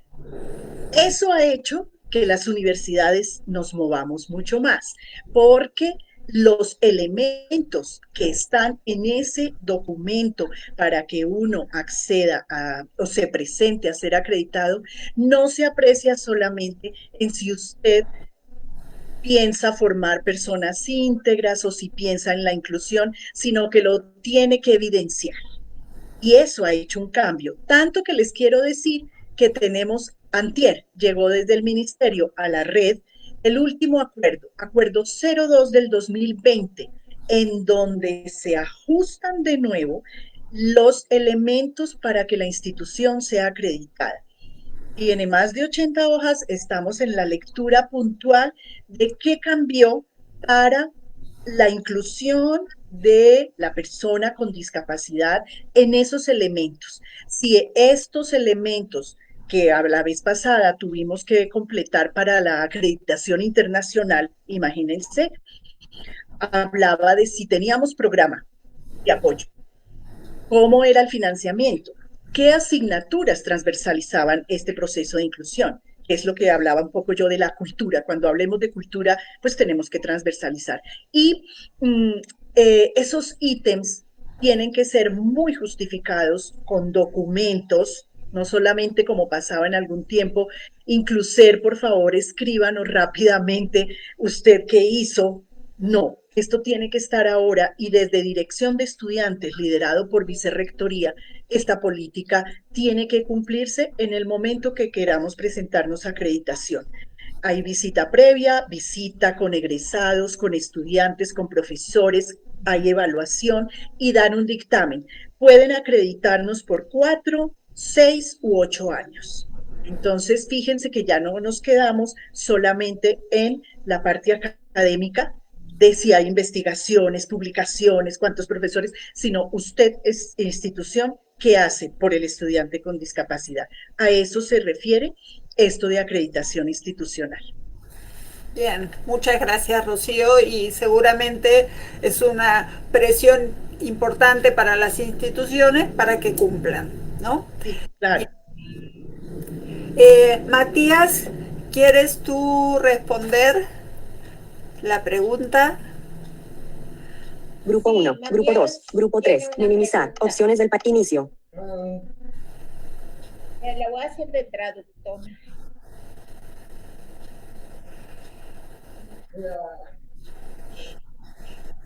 Bueno. La pregunta es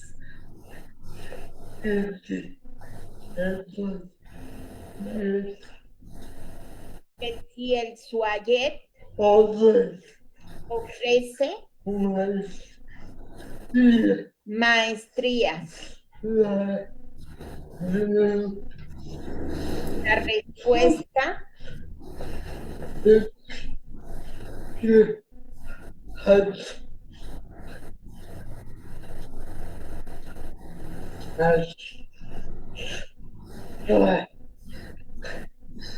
es que actualmente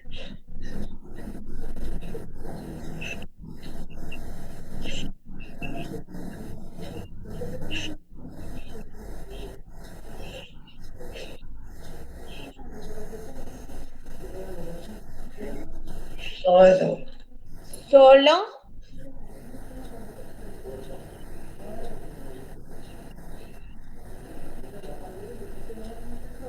Oye. Ofrece.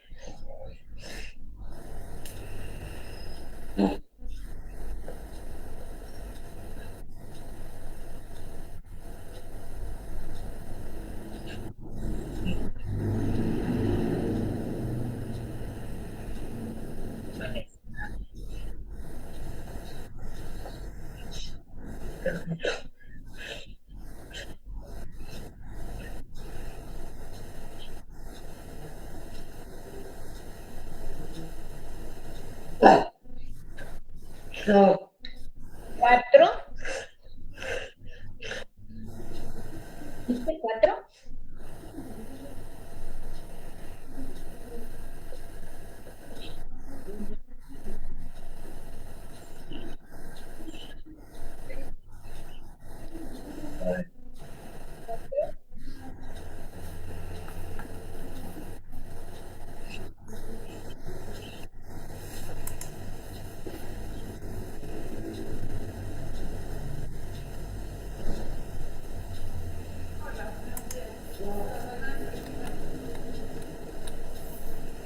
Ahí le vamos a dejar.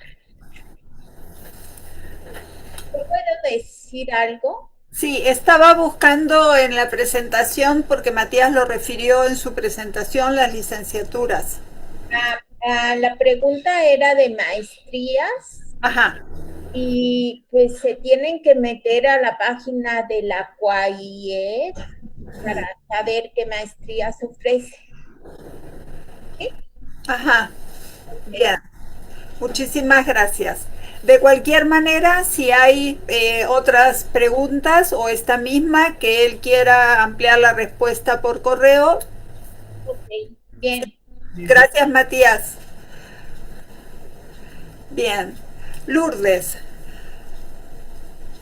Vamos entonces con tu respuesta. No sé por qué Rocío se apagó, pero sería importante que se queden igual también y que Matías también se quede. Sí, Lourdes, te oímos a ti. ¿Qué pregunta elegiste? Bueno, muchas gracias, Pato. Sí, bueno, preguntan también sobre algo como los financiamientos que se han, de dónde se han obtenido para lograr el avance que tiene el programa de inclusión en la UTE.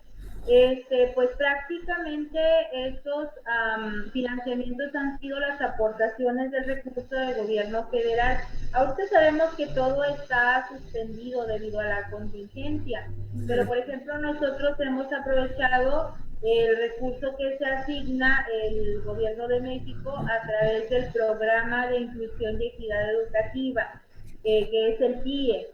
En varios años la Universidad Tecnológica ha participado en la convocatoria y se le ha asignado recursos a través de este medio.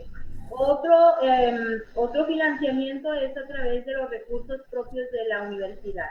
Aunque todos los alumnos de la Universidad Tecnológica con discapacidad cuentan con una beca de 100% en colegiaturas, pues sí hay ingresos por parte de los alumnos que no tienen discapacidad. Entonces pues de ahí las autoridades académicas y administrativas, así como los de la rectoría, han autorizado que parte de estos recursos se destinen al programa de educación inclusiva, y así es como se ha logrado un poco de avance. Otra pregunta que yo quisiera contestar es, me preguntan si contamos con algún instrumento en línea para la identificación de las necesidades de apoyos de los estudiantes con discapacidad. Esta pregunta me parece muy interesante porque entiendo en el sentido de que si ya contáramos con algún test o alguna evaluación que pudiéramos proporcionar para que otras instituciones pudieran identificar esas necesidades, no. La realidad es que no contamos con tal instrumento. Nosotros nos apoyamos en nuestro equipo de psicopedagogía, es un grupo de psicólogos que nos ayudan a realizar una evaluación diagnóstica con cada uno de los aspirantes que son candidatos a la universidad y se identifican de una manera muy precisa, muy focalizada las necesidades de cada uno de ellos con base a diversas entrevistas que se le realizan. Ahora estamos ante el reto también de cómo se va a realizar esta evaluación diagnóstica que solamente se realizaba de forma presencial con varias citas en el despacho de cada uno de los psicólogos de nuestra universidad.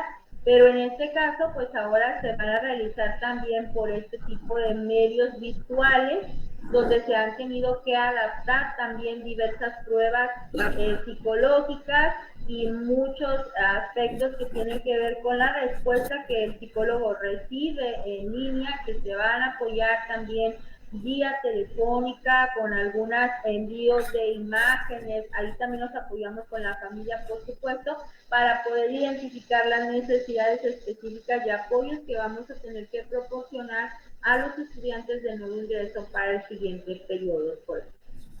Por último, por ahí alguien pedía mis datos de contacto, pues con muchísimo gusto estamos a sus órdenes, pues ahorita en casa, ¿verdad? Pero les voy a dejar el correo electrónico. Mi correo es mtorres, doble R, S al final, mtorres, @UTSC, que son las iniciales de la Universidad Tecnológica Santa Catarina, .edu.mx. También nos encuentran en Facebook como UTSC Inclusión Educativa. Estamos a sus órdenes por cualquier medio y podemos atender las necesidades o preguntas que tengan, y con base en la experiencia que hemos obtenido, compartirla con muchísimo gusto para seguir trabajando en pro de la educación inclusiva. Bien, muchísimas gracias, Lourdes. Y bien, les comentaba al inicio que este encuentro surgió en el contexto de un proyecto PAPIT en el que estamos participando muchas de las personas que estuvieron platicando, tanto el día 30 como hoy. Y a mí me gustaría mencionar quienes son parte de los investigadores de la UNAM: Claudia Leticia Peñatesta, Miguel Ángel Márquez Zárate, Matías Santiago Alanís Álvarez, Sandra Elena Guevara Flores. Por la Universidad Pablo de Olavide, Rosa María Díaz Jiménez, que estuvo el martes pasado, igual que Inmaculada Zambrano Álvarez. Por la Universidad Autónoma de Manizales, Colombia, Lida Maritza Gilobando. Por la Universidad del Rosario de Colombia, Rocío Estela Molina Bellar, que nos acompaña hoy. Y el proyecto está coordinado por Márgara Millán y por mí, Patricia Brogna, de la UNAM, y tiene varios asistentes, becarios y voluntarios. Así que voy a pedir entonces ahorita a todos, por favor, que enciendan sus cámaras. Y ustedes van a ver el atrás de la escena de estos dos seminarios que hubo. Me da mucha emoción, el martes pasado y hoy. Como parte de los becarios y asistentes: Daniela Medina, Anaí Hernández Hernández, Uriel Pacheco, Daniela Gaeta, Samuel Alzure, Zaira Carranza, Lucía Morales, Georgina López, Irene Montserrat Cháñez Chávez, Beatriz Ulloa, Alejandra Ramírez. Y también, yo no sé si hay más personas que están con las cámaras apagadas, si las pueden encender. Los otros intérpretes, por favor. Y entonces vamos a agradecer también a los intérpretes. Ángel Molteni, salúdanos, Ángel. Gracias. Martín Rojas, gracias, que estuvo el martes pasado. Jimena Rayas, que creo que ya se tuvo que ir. Carolina y Julio de Colombia, que estuvieron el martes pasado. Yamit. Hola, Yamit, y muchas gracias. Y Brenda no sé si Brenda también se fue, y sumamos el agradecimiento también a los estudiantes de servicio social que nos están apoyando, porque el proyecto, como les mencionaba, tiene también el apoyo del Programa Universitario de Derechos Humanos, así que agradecemos también mucho a Claudia el apoyo que nos da desde servicio social. Y voy a mencionar ahora a los héroes de este encuentro, que son las personas del área técnica, sin las cuales les cuento que haber hecho esto hubiera sido muy difícil. Así que agradecemos por el subtitulado en tiempo real a Pablo y a Diego Pomeranek.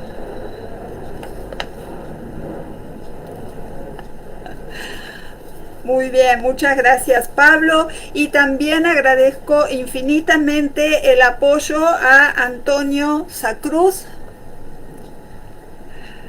Muchas gracias Antonio, también es intérprete de lengua de señas mexicana y un genio en cuestiones de computación. Agradezco también a todo el apoyo en encuentros que hemos tenido que realizar fuera de estos espacios, con Rainier Benítez de la Universidad también de Santa Catarina, que nos ha apoyado, Alejandro Bosch de la Unidad de Atención a la Discapacidad, que también nos ha apoyado, y a Pablo y a Diego, que además de hacer el tema del subtitulado, se han esforzado muchísimo en cómo hacerle, porque quiero decirles que si las páginas web están en pañales en accesibilidad, este tipo de plataformas está en probeta, todavía no ha nacido la accesibilidad para este tipo de plataformas.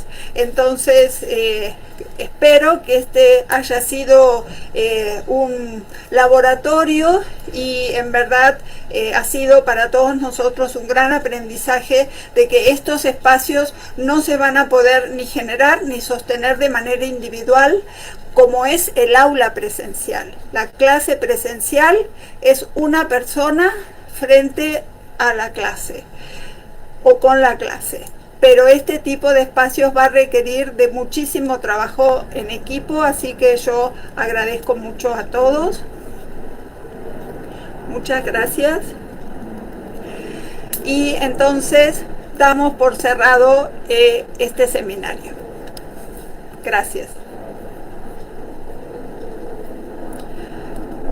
Pablo, tú cierras.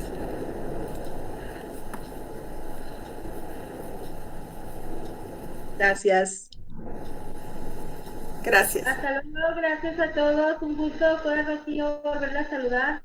Qué bueno, espero estar en tu universidad algún día. Pronto. Sí, eso sí. Gracias. Saludos a todos. Bye. Tú cierras. Hasta luego, muchas gracias. Hasta luego, gracias. Gracias. Gracias.